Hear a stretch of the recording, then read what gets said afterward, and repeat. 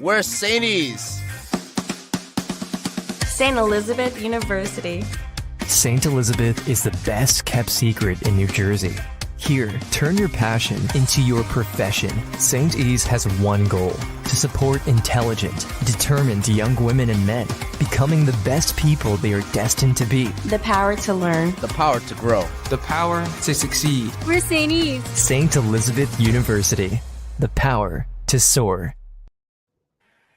Good afternoon, everyone, and welcome to the continuation of the Fall Speaker Series here for the St. Elizabeth University Center for Holocaust and Genocide Education. My name is Dr. Rich Quillen. I am honored to be the director of the center and equally honored to welcome someone that I'm sure a few of you in the audience you recognize her. She has been with us many times before, and it is always an exciting and wonderful day when we can be joined by the extraordinary Adi Rabinowitz. She is an extraordinarily gifted and richly committed Holocaust educator. She is the founder of the Network for Innovative Holocaust Education, which is an international network that brings together scholars, educators, and individuals interested in Holocaust education to share their ideas, their concerns, their research, and their projects. But she is going to speak to us today about a truly remarkable year that Adi spent traveling around North and South America with her husband and two sons, spreading her message about Holocaust awareness and education. She found herself meeting with individuals from a myriad of backgrounds, of faiths, of traditions, and cultures. And she is here to share with us what was truly an enriching year. And I know that this program is going to leave all of us completely in awe of what she's done and who she is. And with that, I turn things over to my good friend, Adi. Thank you so much, Professor Rich, for this opportunity. With this introduction, even I'm becoming excited even more than I am. So I'm going to share my screen. Is that okay? So we can start. Let me know if there's a problem. Here we go. Wait, no. This one. All right. Okay, everybody can see, right? So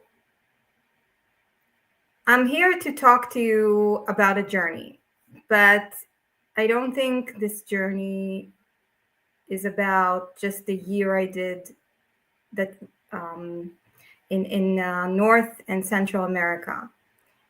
It starts in a different place. But in order to go and dive into that whole idea of what a journey is and how it's connected to what I chose to do with my life, I just want to share with you one story, just to begin. So now you're going to hear a song sang in Ladino. Now, some of you know maybe the language Yiddish, which is like the Jewish German, right? But the Jewish Spanish is Ladino. So during this year of traveling, during Passover, we wanted to make sure that we have a place to do the Seder, the event that we do every year to remember the Exodus, to celebrate it. And we are observant, so it's always important for us to be in a place that's also kosher and observant. And we found this remarkable place that I had no idea of. So I'm just going to share with you one song so you can hear.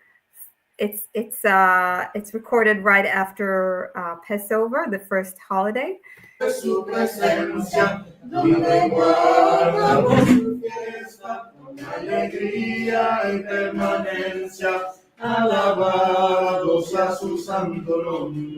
Porque siempre nos ha amado, load al Señor que es bueno, que para siempre es su merced.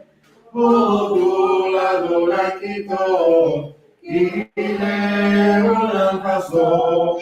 Oh, tú la dora quitó, y le la pasó.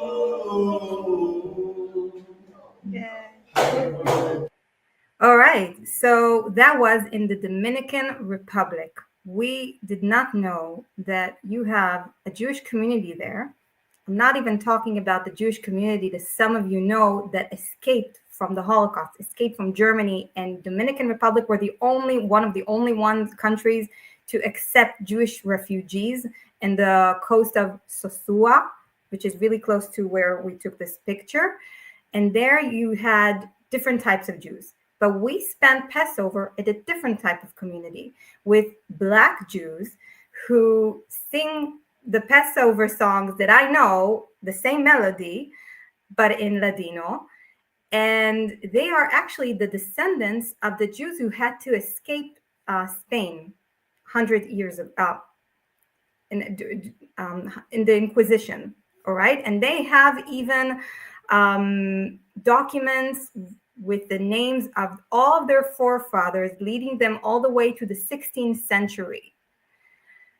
And the amazing thing is we didn't even know about them.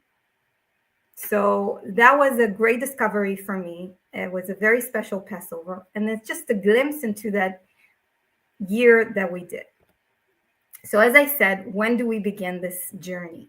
So for me, I will talk about my activism in Holocaust education. So you can see on the left, my grandparents who are already passed away. I'm a third generation. They're Holocaust survivors from Transylvania. My grandfather had a wife and a daughter he never met because she was born right after he was taken to the forced labor army of the Hungarian army. And my grandmother, Bluma, they're both from the same small, beautiful village, Bistra. But what happened is that after the war, everybody went back to the place they came from. They returned to the village. They met again. They knew each other before the war. My grandfather learned that he lost both of them lost most of their family in Auschwitz. My grandmother survived Auschwitz. And they decided to get married and to come to Israel and live and start a new place called Tekuma, which literally means rise up, like from the ashes. That's the name of the place. My mother grew up there. They already passed away a long time ago, but my sister still lives there. What you see on the right is the gate of their community, but in a very, very different context. See, Tekuma is actually in the Gaza envelope. So that means on October 7th, 2023, when we had the biggest massacre since the Holocaust, the terrorists that you see here at the gate are Hamas terrorists at the gate of Tekuma. If you would be able to look to your left, which you can't because this is the way they took the picture, you would see what used to be my grandparents' house. Big miracle happened and my sister was saved. These terrorists decided to just continue and not go in. Doesn't make sense. That's why I see it as a miracle. And all of my family were saved, including my nieces and nephews who are also fighters in the war. And a lot of miracles happened to us. So I've been active in Holocaust education. And I always like to use Jewish philosophy, which led me to a very deep idea of memory, what memory is. And in Kabbalah, in Judaism, secrets of the Judaism, we say that to remember means to connect. To connect to who? To connect to the chain of generation, to our forefathers. And it's like a spiritual DNA, meaning if you take a DNA test, right? Some of you maybe took that really cool test and discovered who are all your forefathers, and it's in you, it's in your body, it's who you are, right? So it's the same thing, but it's spiritual. Memory, when you remember, you connect spiritually to your forefathers, and it's your spiritual DNA. It's a part of who you are as well, all right? But spiritually. And I see this, so this is how I would like to start to present my journey from Holocaust education later on to 7th of October education and commemoration. It's a journey, and it's a journey of connection, first of all, to the legacy of our forefathers, to those who we lost, all right? but it's also connecting us to our roots, as you can see in this image I created with the Chat GPT. So it does do some good things sometimes. But this is how I would like to start. So I've been active in Holocaust education, and thankfully, thanks to people like Professor Rich, who opened the door for me, I've been traveling around the world to speak in different organizations or institutions. And I always loved it. I always loved traveling and meeting new people in different cultures. And I used to do it twice a year, every Remembrance Day. The fact that I met a lot of interesting people, whether it's from traveling or from LinkedIn, by the way, I advise everyone to use LinkedIn. It's like the best career tool you can have. I discovered many, many people who needed help with connections, needed different types of help, and we're not recognized, and we're doing amazing things in Holocaust education.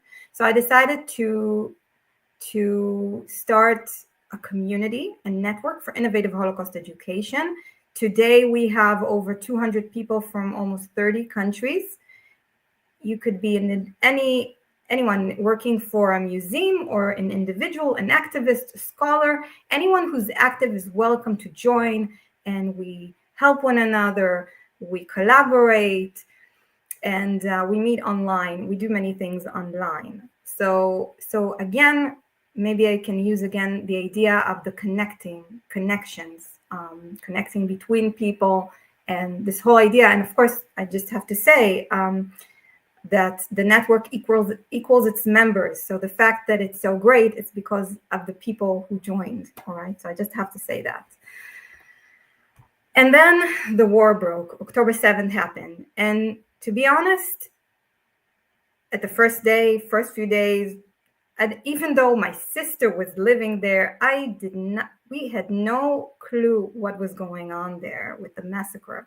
By the way, we're talking about 10,000 terrorists penetrating throughout the border of the Gaza Strip with 3 waves. One is the Nukhba, the trained Hamas people, and 2 other waves of civilians who did the most the worst atrocities that you've heard of in October 7th, all around the Gaza envelope. And at the beginning, it was hard. We didn't really know a lot. And for me, it was really difficult to watch anything. So to be honest, I was watching just cute cat videos at the beginning. That's the only social media I was willing to expose myself to. It was just too difficult. It still is a trauma. And then on February 24, a few months after, I really wanted to go on a tour and see the sites. And one of the places I reached to, as you can see in this picture, is the Burned Vehicles compound. Now, today it looks really, really different. Today, it's under the Ministry of Heritage. It's like a museum. You book a tour. It's very organized. Here, it's just a pile of burned vehicles. By the way, altogether, we collected 1,470 cars, all the damaged cars from October 7th, from the kibbutzim, from the roads, those that were burned, those that were damaged, all right, all of them. Here you see 280 burned vehicles, and it's like a wall. The person who was working on these vehicles, because it was a chaos, and a lot of people had to go through these cars because you had ammunition in them and you had body parts in them. And according to Judaism, you have to bury everything. So it was a huge, huge, long process. But every time they finished dealing with the car, especially the burned cars that are kind of torn apart, they kind of piled it up. And very quickly, he realized he created here a memorial. He put like an Israeli flag on it. And this is what you see in the photo. But when I was there, I felt that this is a very powerful place. The person who gave me the tour there, a spokesman of the IDF, of our army, he said, this is the Yad Vashem of October 7th. And I said, I have to take part in this. Like, nothing was happening yet there. Yes, it was just a pile of cars. But what happened was I became a tour guide later. I kept in touch with them. And one time I called them up and they said, oh, we're looking for tour guides. And I was living an hour and a half away from there, by the way. And I basically begged them to agree for me to come there. They didn't even pay me for my traveling, but I just wanted to guide there and tell the stories of our heroes, the stories these silent witnesses are telling. And I used to drive there an hour and a half each direction with a lot of energy, both back and both to the place and back. And I'll tell you why. Why did I have the energy? People always ask me, and they still do, how can I deal with something so difficult? And the answer about, yeah, I'm already dealing with the Holocaust, it's not enough, because this is fresh. This is fresh. This is, in a way, it's still happening. We still have 3 bodies of hostages in Gaza, and we're still fighting the war. We're still losing people, and we're still feeling the pain. So where did I get my strength from? And why did I love it so much? It was because of the people, the visitors. So it could be family members or somebody you can see in the picture on the top in the middle, on the left. You can see this guy, he's standing, right? He's talking to this woman and the man who's sitting. And I went up to him because I was the one giving the tours. And I said to him, I saw him and I said, do you want me to give you a tour? He said, yes, I came here and I don't know anyone that has to do with these cars. I don't know anyone who died. But today I'm celebrating my 40th birthday. And I don't want to start celebrating it before I learn about those heroes that because of them, I'm alive today. So this is just one story. You have a volunteer, the one in a yellow shirt, and these 2 young men sitting on the bench. One of them brought his baby daughter, and they came spontaneously from Jerusalem. Why? I asked them, because it's important to remember. The man on the right, he's a soldier and he lost some friends and he opened his heart in the middle of the tour. Suddenly, everybody who was there was just sitting next to him and listening. And everything that was happening then, all this interaction and all the stories of the people who came, it really touched my heart. It also gave me a lot of strength. This for the car of his daughter that was bombed. That's why it was burned. Now it's impossible to find it, but you can see a graffiti. Miraculously, he found it. So I was with him in the moments he found it. And then I heard about 3 women who came to find the car of their sons. And I said, I have to meet them. So I met with them and I heard about the stories. It's just connecting with people.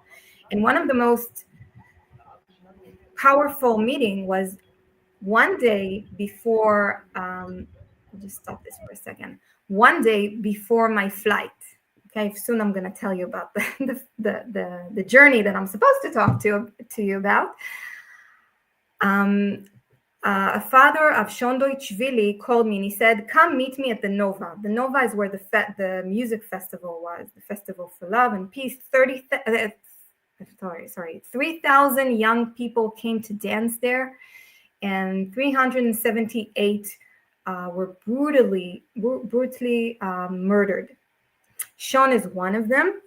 And what happened was that Andre, the father of Sean, he started a connection because he met a survivor on the day he was looking for Sean on October 7th, and somehow they started to be in touch. And Andre, the father, always tried to convince this young man to come to the Nova, but he couldn't. Only almost a year later, he finally showed up. He told me, Adi, come meet me. I'm finally going to meet this young man. I want you to take a video of us. So it's very private, so I cannot show. But what you see here is this young survivor who never left bed until that moment because of the trauma, because of what he saw. And he never really met Sean. He doesn't know this. The picture that he's holding, he doesn't really know him, but he became connected to him because the father of Sean, because he tried to bring him there.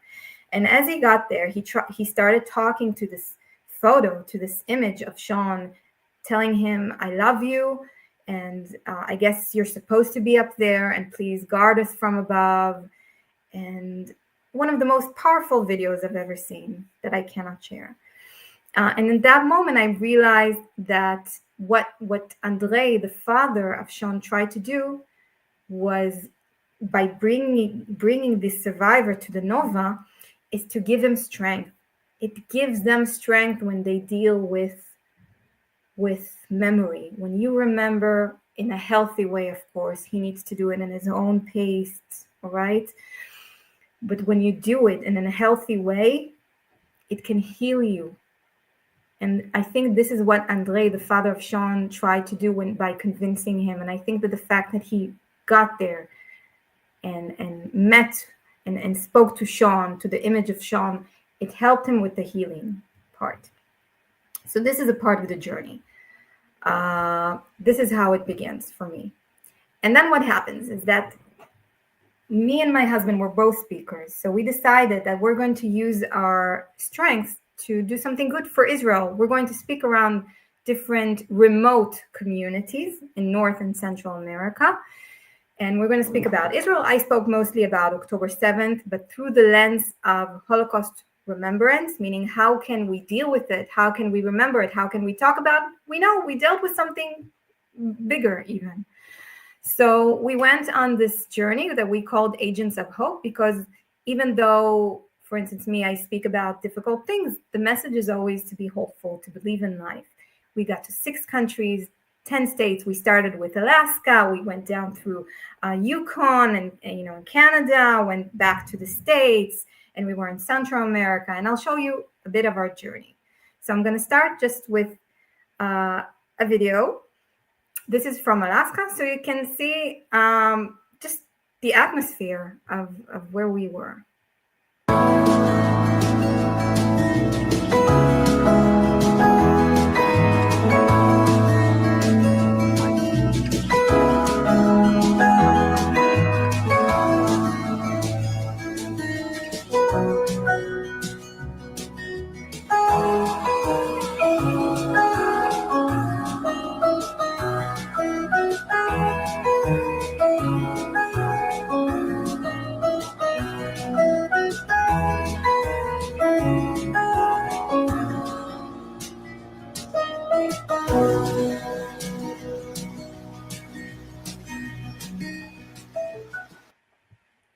All right. So we got to Alaska. A beautiful, beautiful state. You have to visit Alaska, I'm telling you. The experiencing this wild, wild nature, seeing wild bears and the change of the fall and going through a glacier with my kids. And also I have to say, the things we've experienced is also just, as a family. It's me traveling as myself, as the educator that I am. That, of course, I'm going to focus on that part. But I also went as a mother that only now realize we never have time for our kids. Now, maybe once a month, I get to spend time like this with my kids in this very, very modern, intensive life. Me as Israeli, me as Jewish, me as a human being. So for instance, I have to tell you, it's not taken there, but you can see my young boy in a kayak. Now it's their first time. We don't really do much kayaking in Israel. We don't have a lot of lakes, very, very, very few.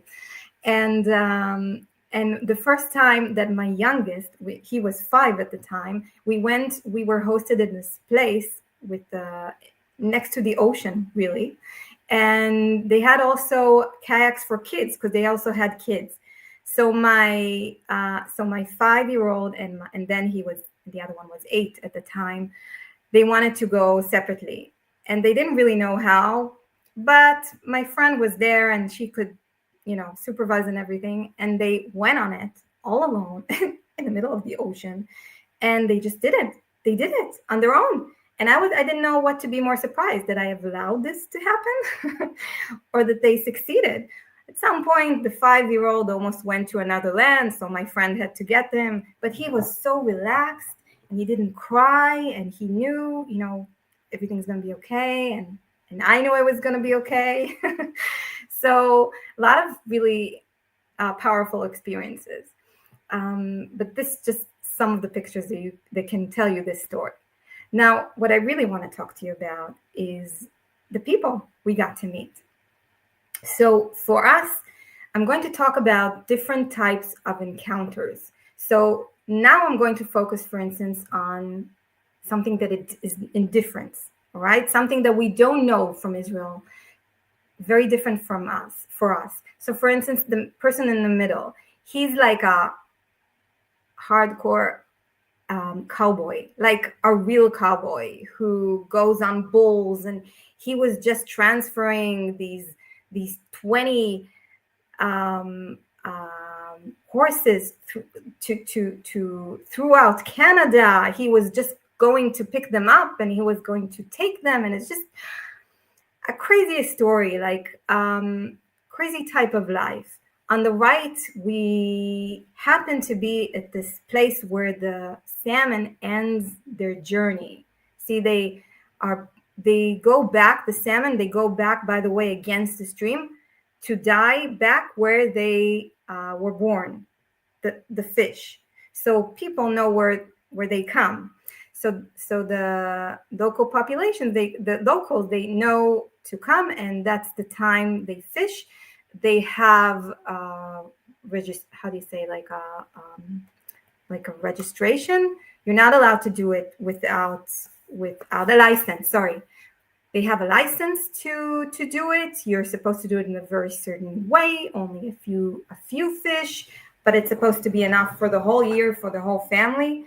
And we went there, and you can see here women and men and young and old, and they were all in this whole amazing fishing scene.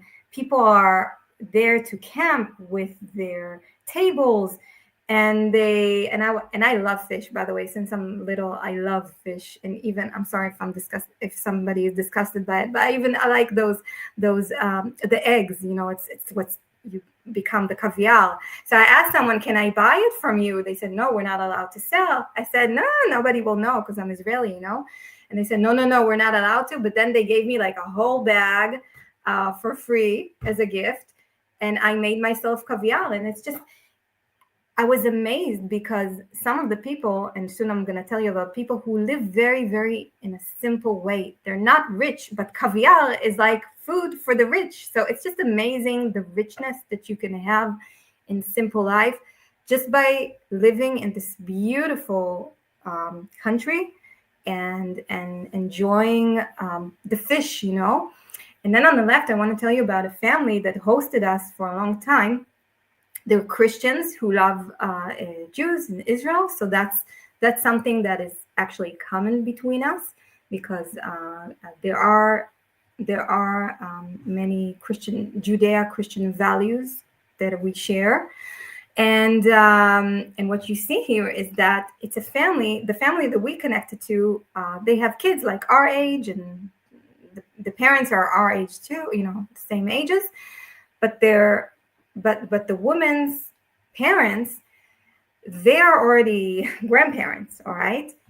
But they are just so righteous, because what they did was they told us a lot about the indigenous in Alaska. In Alaska, it's very special because in the cities like Anchorage, Palmer, and the areas that are not remote, it's very mixed. We have a lot of friends that are mixed. You have somebody indigenous marrying somebody, how do you say? I'm not going to be politically correct, okay? Somebody white with somebody indigenous, all right? You have, everything is mixed, like it's totally mixed, the society, except for, of course, remote places, remote villages of Eskimo, of Indians, and yes, they say Indians there, and they shared with us that the indigenous population, they have in the remote places, they have a lot of difficulties. A lot of difficulties because of the culture, because they don't speak about the problems. And so it leads to a lot of violence. It leads to a lot of suicide. Like my friend who grew up there in a remote village where they didn't even have a street, by the way, not even a street. she doesn't have any friend who's alive today because of most of them either committed suicide or they died on natural causes, like, because of the ice or something like that, like on an accident. So very, very difficult life and very difficult reality. And these people, just so righteous, you can see they adopted, and I'm talking about the grandparents who already have grandkids. Now they adopted twin babies who are Eskimo, who were neglected by their mother, and another daughter that they actually officially adopted now. Now, the story of the daughter, I just have to tell you because it's just so shocking. Her brother was with them, and they were fighting for him. They wanted him to stay with them, but for different reasons, the judges wouldn't allow it, and they brought the boy back to be with the sister and the mother. Now, the mother is mentally, she has a mental problem, and what happened eventually is that the mother killed the son in front of the daughter that you see here.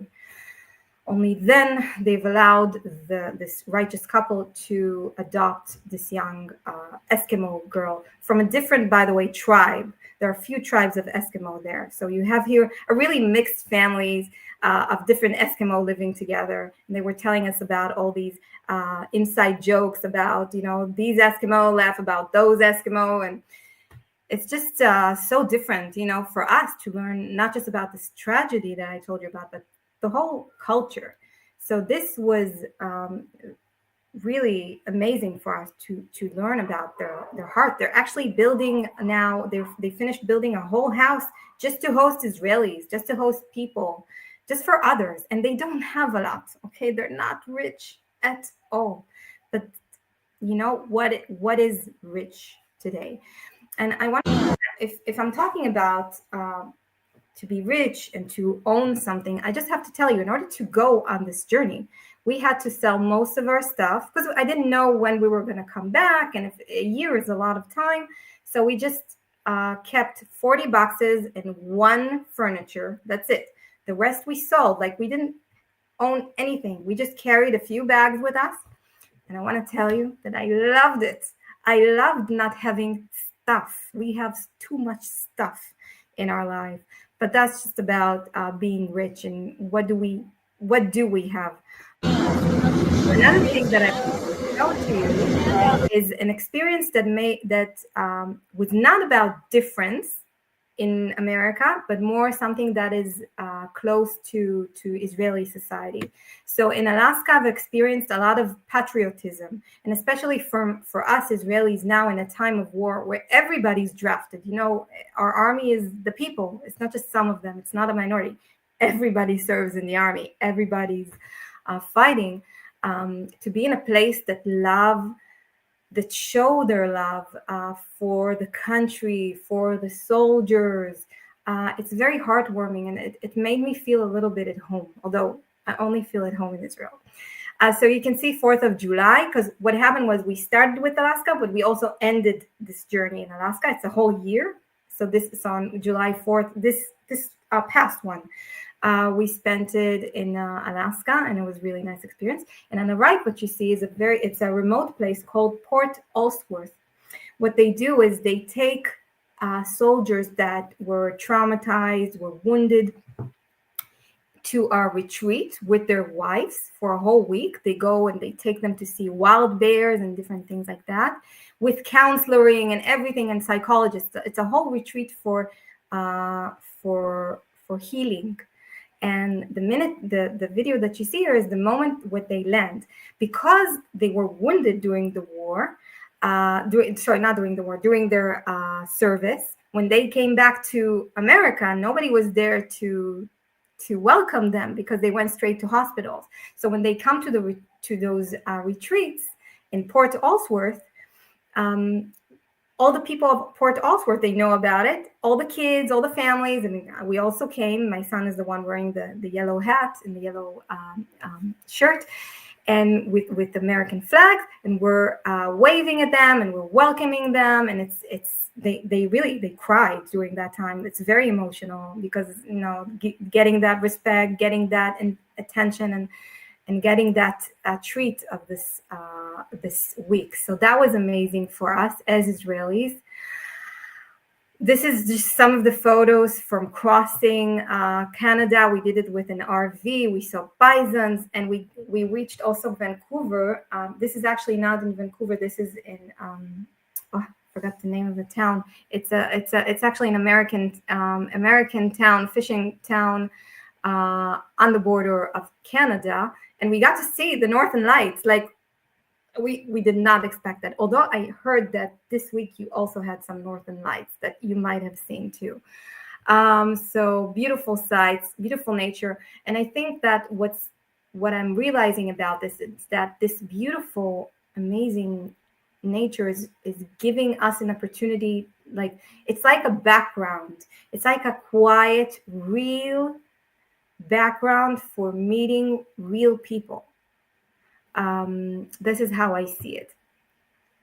So this is just, so when we arrived in Vancouver, we met with more people who love Israel, including this woman, Jenny, who's actually going to come here to my house in a week or something like that. She's originally Chinese, and she's living in Vancouver, and she played the piano for us. She played our national anthem, Hatikva. So.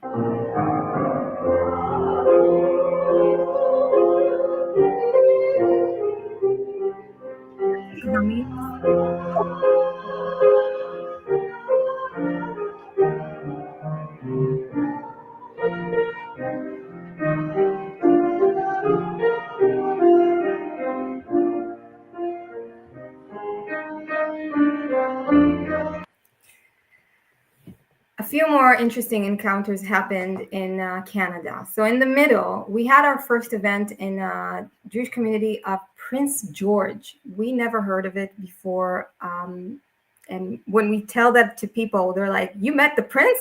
No, it's in British Columbia, and it's a beautiful place. And it was a really big event for a very small community. And it never really got any Israeli speakers there. So we were the first Israeli speakers coming to Prince George. So even the mayor came there. You can see him in the middle. And he's actually, he's a third generation. His grandfather he was talking about how he remembers his grandfather talking about the Jewish people that they saved during the Holocaust, because some of them went to Shanghai. So that was an amazing encounter, and they love Israel, and they were showing their love to us. We also, on October 7, 2024, we went on the march, and there we saw lots and lots of flags of Iran. And now my son, for instance, Lavi, he knows that Iran is the enemy, like the head of the snake. Well, now, of course, it's different. So many things happened since this encounter. We had the war. But war, I mean, in Iran, we have so many wars in Israel. But he knew about it. He's a smart boy. And for him to hear these young women coming up, they go down on their knees and they say to him, Lavi, that we are actually good friends. We love Israel and we are your friend. And we pray that one day Israel will save our country. And one day I can invite you to my house in Iran. That was so powerful for me, first of all, just for me, but even to see it through a mother's eyes, showing, my son is young, and, it's very hard to understand how complex the world is. It's very black and white when you're young, but to learn suddenly about the things are complicated. The regime is evil, but many of the people, they love Israel. And then to meet somebody who loves you and from a country of an enemy, it's very, very powerful. On the right, you can see also a Christian leader from Iran that was in an event that we spoke at.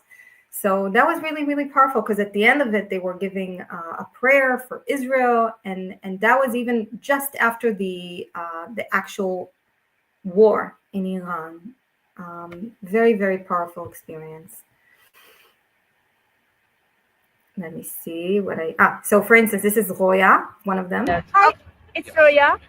I'm Iranian, and I'm proud of supporting you. And I wish we get together soon in Free Iran. And I hope for peace. And as you know, we have common enemy, which is Islamic Republic. And I hope we will an end. I mean, put an end to that common enemy. Thank you. Wish you best. Very sweet. In another event in Arizona, we got to meet a man from Lebanon. And, you know, in Israel, we also have a fight on the Lebanon border because they attacked us. Luckily, not on October 7th, but right after October 7th, they attacked us. So we have soldiers there too. And a lot is happening there. But to be with someone from Lebanon while you're in a war with this country, and of course he left it, and he's Christian. But, you know, it's just meeting real people and not just experiencing things through the media and through what other people are trying to tell us, just to be out there. And I'm going to say more things about that too. We also, at some point, decided to just go down to Costa Rica. So this has nothing about Holocaust or memory, but it's so beautiful. So I had to show you. Now, tell me if you don't see it, because a new page is going to be open now.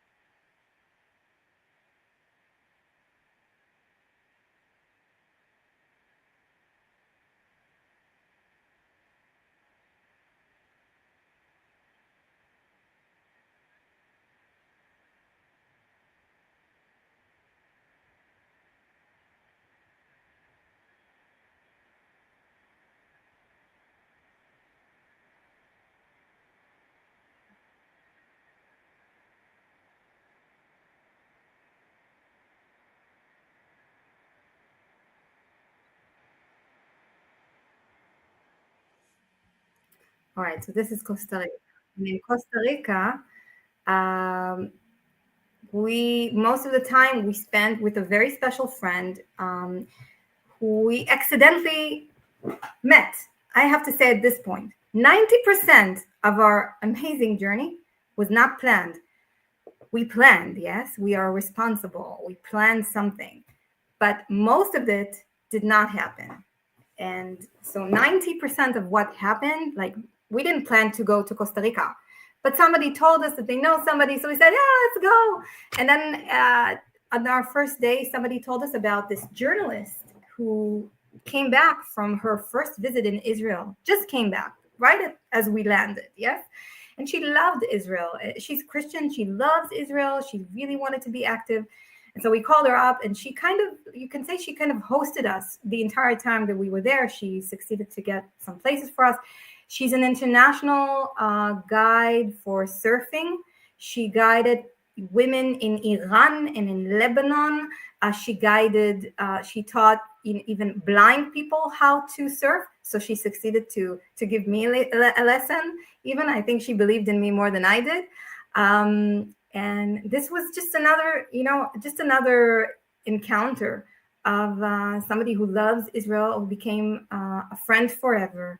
And we got to experience Costa Rica through her eyes as well, as the, great person that she is, that she just wants to contribute, as I told you, that she's very active for women's rights, and just absolutely amazing. Let me see what else. Okay, from there, we went to El Salvador. Now, I don't know what you know about El Salvador, but until, what is it? 5 years ago? I may be mistaken. Until 5 years ago, it was the most dangerous place in Latin America because they had civil war and then they had a gangs war. And in a gangs war, every day, at least 40 people were murdered, including children and elderly.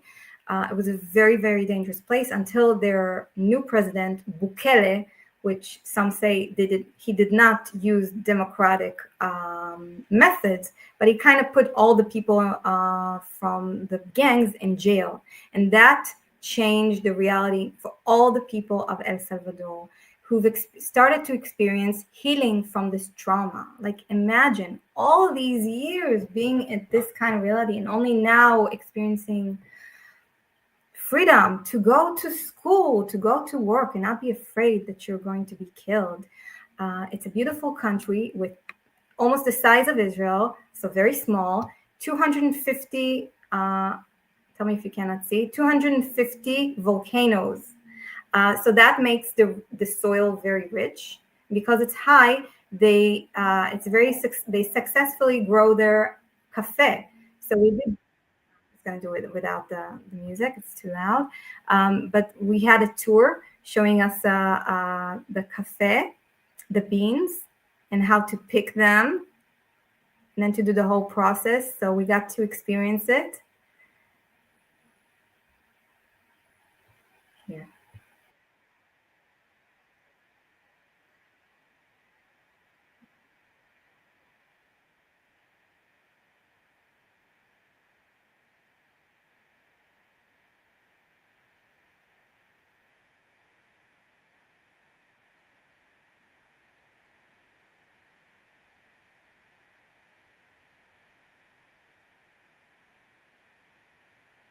Just hit the play button.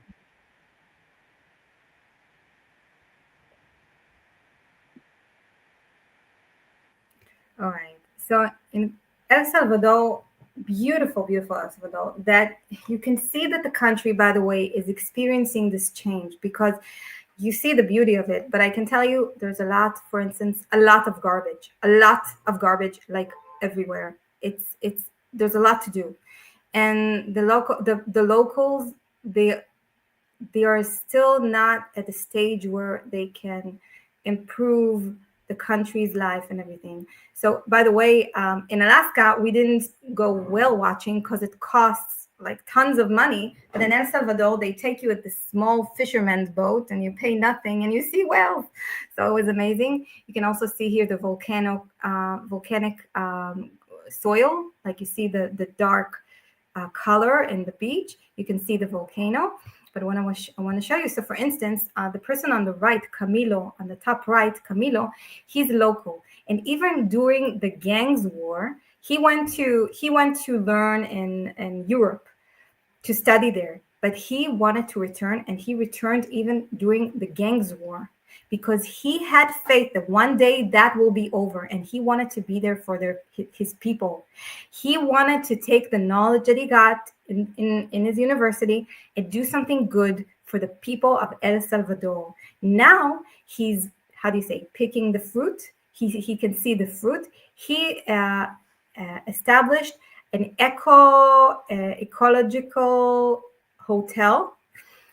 And I'm talking about not just the method. So for instance, you have to understand, if they are going to decide to wash the towels there, there's not going to be enough water for the rest of the neighbors. So he takes it to another place. Like, the way he uses water there is very advanced, so he can save water. Or he decides that he's going to make the ketchup for the restaurant of the hotel so that he can employ more locals and teach them and give them skills. All right, he's inspirational. And I think one of the most amazing things is that he came back during the gangs war because he had hope. He knew.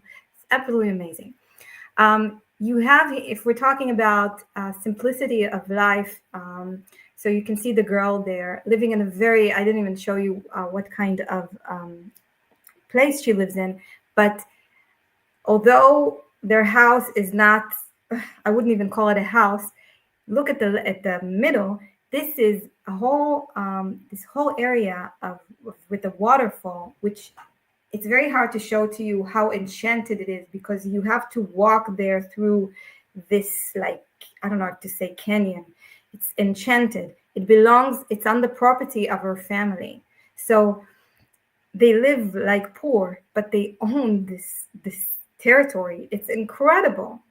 On the top left, we met people we didn't know exist, communities of Jewish converts, people who individually decided that they want to become Jewish, and and somebody from Israel came and they did a conversion for them, although it's not really acknowledged in Israel. And we experienced Hanukkah with them. And as you can see, also, their way of life is very, very, very simple. Look at the house. You didn't even see the inside. And you have a few Jewish communities like that of converts that people don't even know about. And I find it very, very disturbing not to know about it. On the bottom left, we went to find this waterfall that it's very hard even to find it on Google Map. But suddenly my son was like, wait, I see an Israeli flag. I was like, why would we see an Israeli flag? We were in the middle of nowhere. We go back, we see it. I go down, I talk to some of the locals, and they say, they say that this property belongs to a Christian man who loves Israel, and he just puts the Israeli flag there. And who knows about this place? So mind-blowing.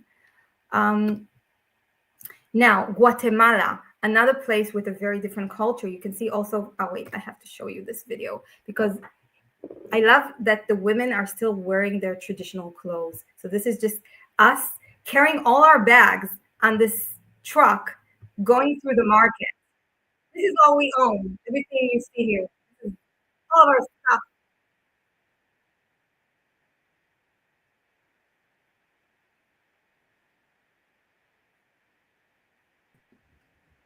Just hit play when you get a chance.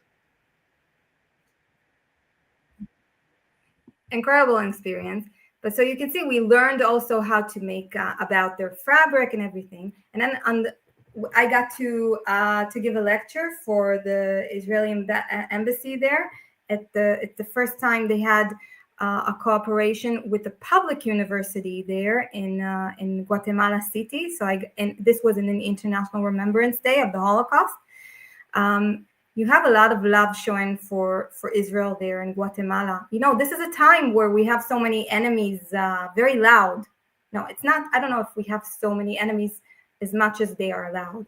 And in Guatemala, you'll see buses with a blue Star of David on it. Like, it's incredible.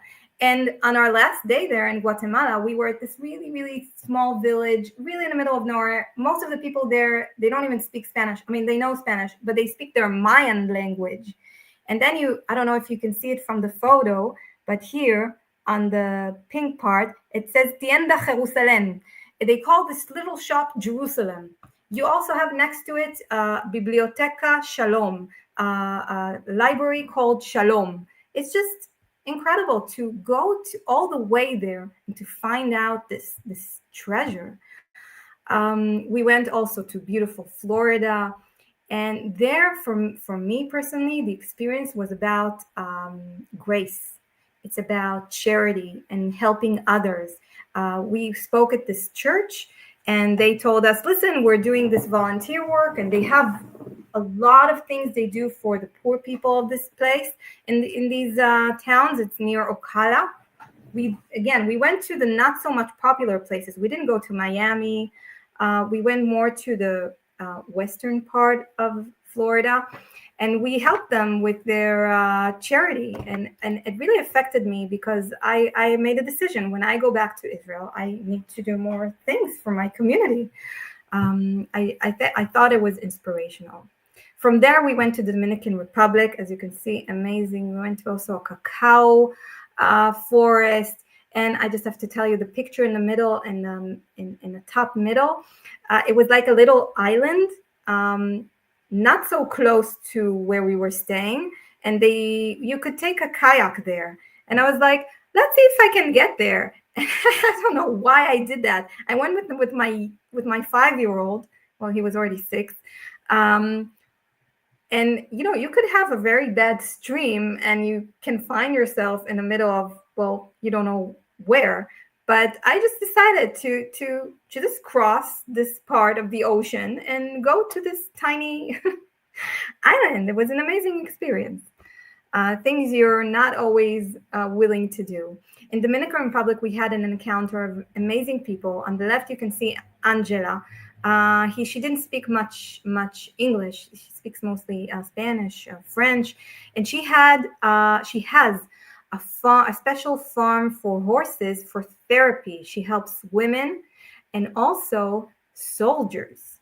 And we spoke. She really wanted. She's Jewish. She wants to bring Israeli soldiers for healing there. So we spoke a lot about that. But then she also told us, listen, I work with American soldiers. See, we also visited a VA community in the Dominican Republic. You can see on the right, the person who's running it is Jewish, and we went with him and we got a tour.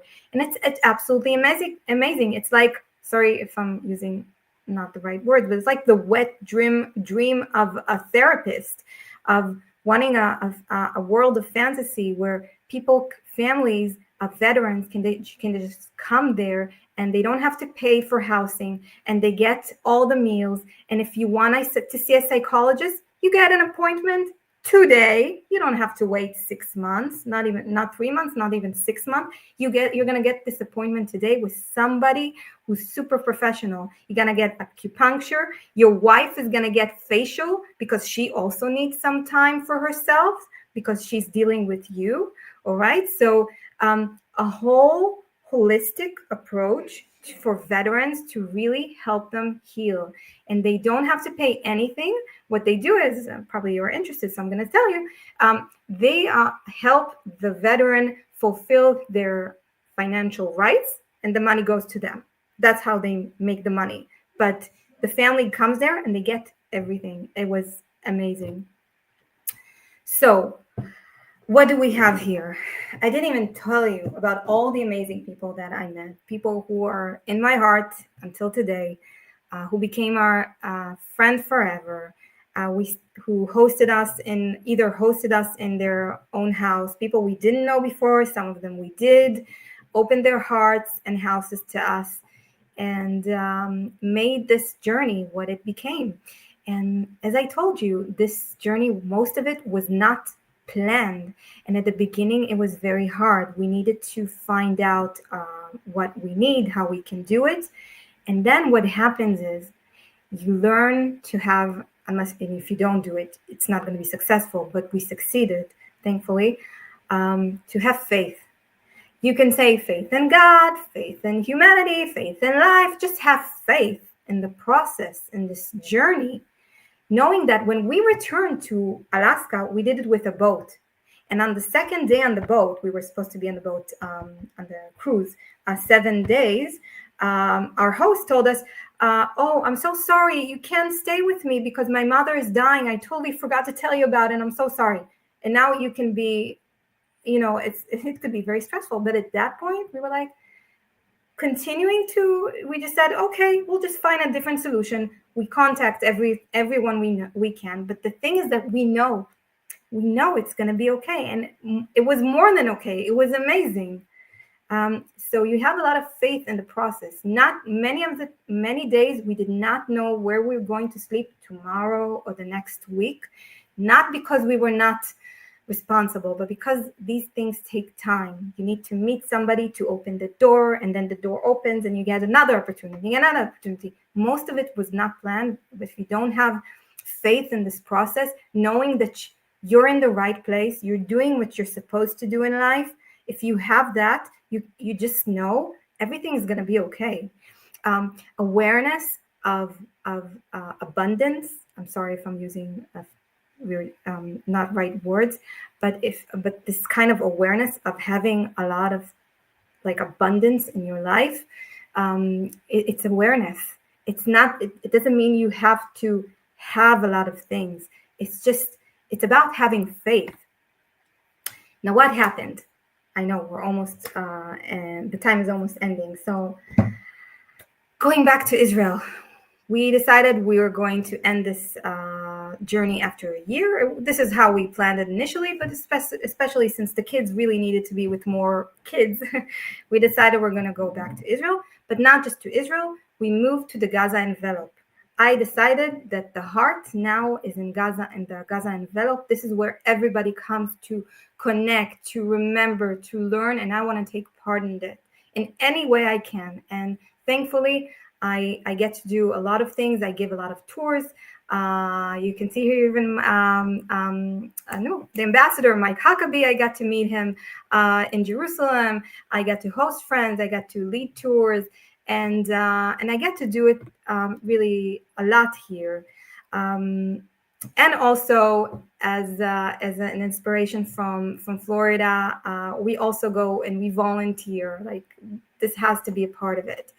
But then what happened? Then I want to share with you that what happened to me is that I had how do you say, a fall right after Rosh Hashanah, our New Year's holiday. I felt really down, like depressed, like I couldn't even explain to it. I felt like I can cry at any moment. Like I didn't want to do anything, and I didn't know what to do, and I didn't know what was happening to me. And I realized what was happening to me is because I became a tour guide at all of the sites of October 7th. It's not just the burned vehicles now, it's everything. And because also I have another job with having to do with Israel legitimacy, fighting for the legitimacy to exist, I've been exposing myself to a lot of difficult and depressing content in irresponsible way. And what happened to me is called a secondary trauma. And the thing that I think that is helping me face it is what I'm going to show you here in this photo.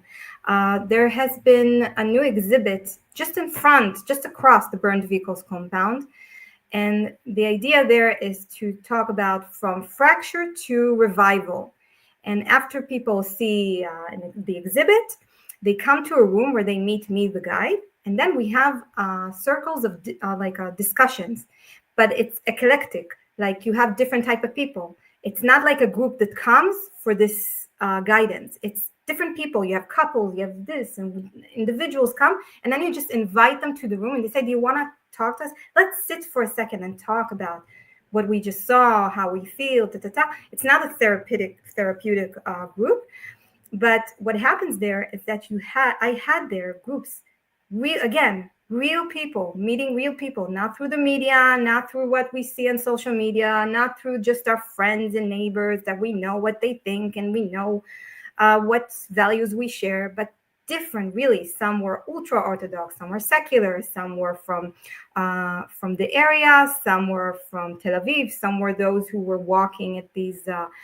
demonstrations, some were people who were against the demonstrations, and we were all there talking about revival. But revival in context, in that the way we spoke about revival was more focused on about being united, being able to talk to one another. And I've experienced amazing conversations, and it gave me a lot of strength. Like it really, I felt like it's healing me, and that's why I realized what this journey is. This journey is, and I take what Martin Buber says, and he was a Jewish philosopher who escaped Germany, came to Israel, and he speaks a lot about ethics and dialogue. And this is what he says: when two beings share the present in truth without any pretense or mask, the between becomes luminous. There's nothing like when you want to experience the world, when you want to do something, it has to be through other people, but other real people. And I think that if I have to go back to the beginning of my presentation, and I go back to that picture, I have to change it. It's not just, sometimes we think we're on this journey, and even when we think we're doing it right, okay, my mission is to talk about a memory and to connect people to their heritage. So first of all, to understand this, we have to leave that fear away and have that faith to take this journey, this dynamic journey where you don't know what's going to happen. But this journey, most of all, has to go through people. You can't just do it alone. It's not like you holding the hand of another and doing it together. No. You're still doing your own journey, but your journey, your personal journey of what you're supposed to do in life, your spiritual DNA, you know, who you are and what you're supposed to do in this world. That's my realization. It has to go through people, because connection and memory, you know, remembering the past and doing things for the legacy of those that we lost in the Holocaust, or, you know, if we're talking later about October 7th, it's for the living. Okay, it's for the living. It's not detached of anything. It's so when we connect to the chains of, when we remember and we connect, it's not just for the chains of generation to ourselves. It's to this generation as well. We need to connect to this generation through real people. I have to say, sometimes I'm just going to share with you, I'm so sick of listening to the news and to the absurd things and to absurd lies about Israel, the absurd things that are happening, and politics. And it's just so annoying. And all I just want to do is just go and meet real people. Just sit one face to the other. And for me, this is what is healing. So I'm just going to end with showing you a little bit. Don't worry, it's a bit long, but I want to show you how I took. There was one of the way to commemorate October 7th was with the typical flower of the Western Negev, where the atrocities happened. It's called anemone. It looks like a poppy seed. It's not poppy seed, it's anemone. So I took one from ceramic that is used usually for commemorating here in Israel. And I just made a video of it all around the world, with Utah, Alaska. Now you recognize. I'm carrying this memory of who I am everywhere with me.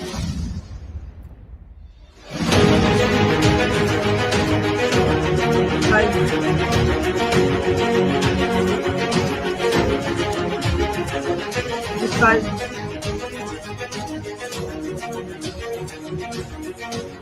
in a way, I think this journey strengthened my identity, the identity of my kids. I don't care if they meet people with different faiths. I'm not scared that they're not going to know who they are.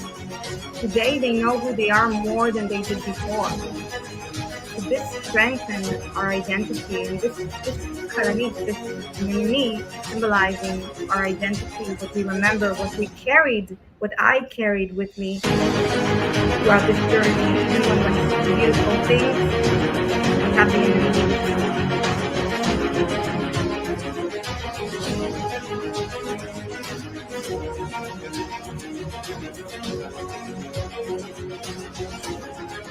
Sometimes people were asking me what is, and I got to tell them, this is the favorite song.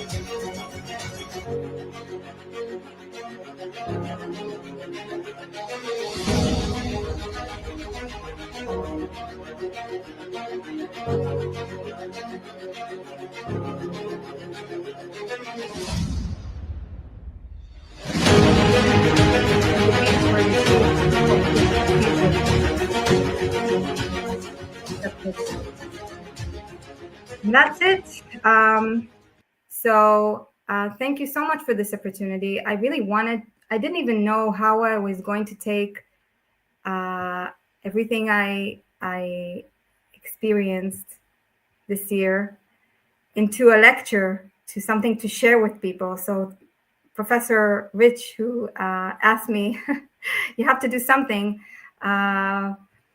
made me do this, and I hope you liked it. It's very different than what I usually do, but I really hope that people who are who see it, who are here with us, take from this, first of all, the fact that you should never be afraid to do what you're supposed to do in this life, and just trust. Don't be irresponsible, okay? Be responsible. Don't just like leave everything and just go to Thailand, or I don't know. Just do, but if it's something in your heart and has to do with something that you love to do, just go for it. Go for it, and be in awareness of abundance, and do it with people. so you can meet people, because without meeting real people, that's it. That's the end of it. All the polarization and the terrible things that are happening in this world, we need more unfiltered encounters. So thank you again for this opportunity. Adi, thank you. That was extraordinary. And I think your closing message there is what is so vital, is that we tend to live our lives so much behind screens or behind an avatar or anonymously, and people have the capacity to say terrible things when they don't have to have accountability for it. And it's very different when you're looking someone else in the eye and you're meeting a person and actually talking to another human being. And what your talk today has done is I was particularly struck by the clip that you showed with the women from Iran, that, you know, as human beings, we have more in common than we do differences. And so many of us are sort of striving for the same thing. And division is generated through hate online. It's generated through the kinds of messages that inundate us every single day. And we've drifted away from personal interaction. And if we can get back to that, then perhaps there's real change that's possible. And we can say that definitively because you've lived it. You've lived it, your family has lived it, and it's really remarkable what you've done. So my suggestion to everyone who's with us today, who's not put anything in the chat, I want to tell you to do two things if you can, please. I don't give a lot of homework. You can ask my students, but this is what I will ask you to do. Everyone should follow Adi on LinkedIn. She's absolutely right. It's a remarkable resource, and from her, you sort of branch out and can make other astounding contacts. And the second thing you should do, please, is check out her network for innovative Holocaust education. Even if you're not in education, but if you have an interest in what's going on in Holocaust education around the world, it is a network that will honestly change your life. I'm on there frequently. Adi was nice enough to allow me to join, and I am always speechless at the research and the projects that people are doing in places around the world, delving into aspects of the Holocaust that are either understudied, underreported, or maybe in some ways unknown. And so you are always pushing us to be better people, Adi, with everything that you're doing academically, professionally, and also personally. And so on behalf of everyone at SCU, thank you so much for being here today. Thank you for giving so much of yourself and such an inside look into your life and the life of your family with everything you did. Thank you to Brandon, who is our IT guru. He was responsible. The reason why these programs look so clean and so efficient is because we have very talented people who are running all of this. It certainly isn't me. So thank you, Brandon and Adi. We'll do this again. Your next topic, your next project, you know you always have a home here. Thank you. Thank you so much. And thank you to everyone. Please check Thank out. you, Brandon. Yes, check out the center, the St. Elizabeth University Center for Holocaust and Genocide Education. Check out the website, see what's coming up, and look forward to seeing all of you again. And thank you so much for your time, and enjoy the rest of your day. Thanks again, Adi. Bye-bye. Shalom, shalom.